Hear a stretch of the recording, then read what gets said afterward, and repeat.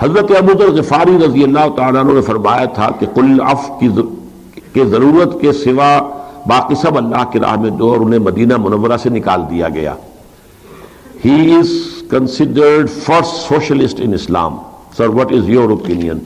یہ اصل میں میرا ایک چھوٹا سا کتابچہ ہے اسلام کا معاشی نظام، اس میں میں نے تفصیل سے اس بات پر روشنی ڈالی ہے.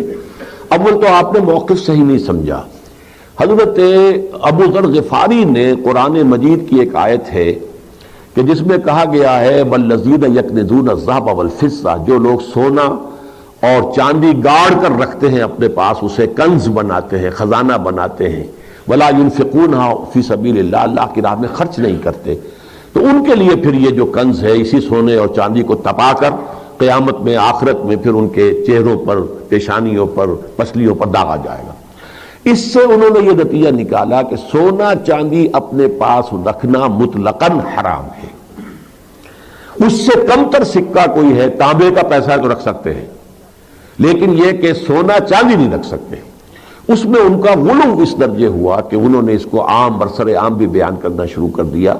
حالانکہ اس میں جو دین کا قانونی نظام ہے وہ یہ ہے کہ جو شخص حلال ذریعے سے کما رہا ہے، جو کچھ اسے حاصل ہوا ہے، اگر اس کے پاس ایکومولیٹ ہو گیا ہے تو وہ اگر زکوٰۃ کی جو نصاب ہے اس سے بڑھ گیا تو زکوٰۃ تو بالجبر لے لی جائے گی اس سے.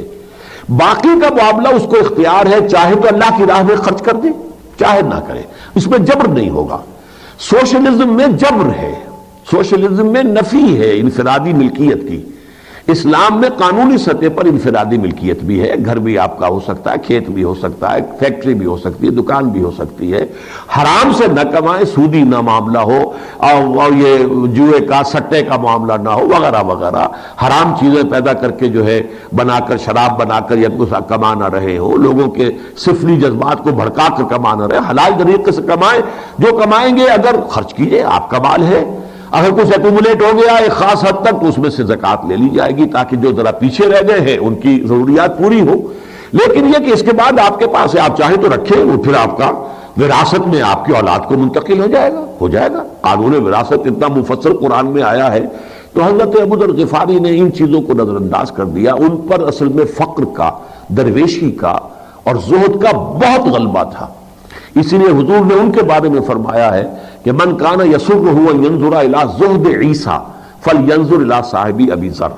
جس شخص کی خواہش ہو کہ حضرت عیسیٰ کا زہد اپنی آنکھوں سے دیکھے، وہ میرے اس ساتھی، میرے اس دوست ابو ذر کو دیکھ لے. ان کے اندر زہد کس انتہا کا ہو گیا، لیکن اس میں ذرا وہ گویا کہ اعتدال سے وہ تجاوز کر گئے. یہ ہے اصل مسئلہ.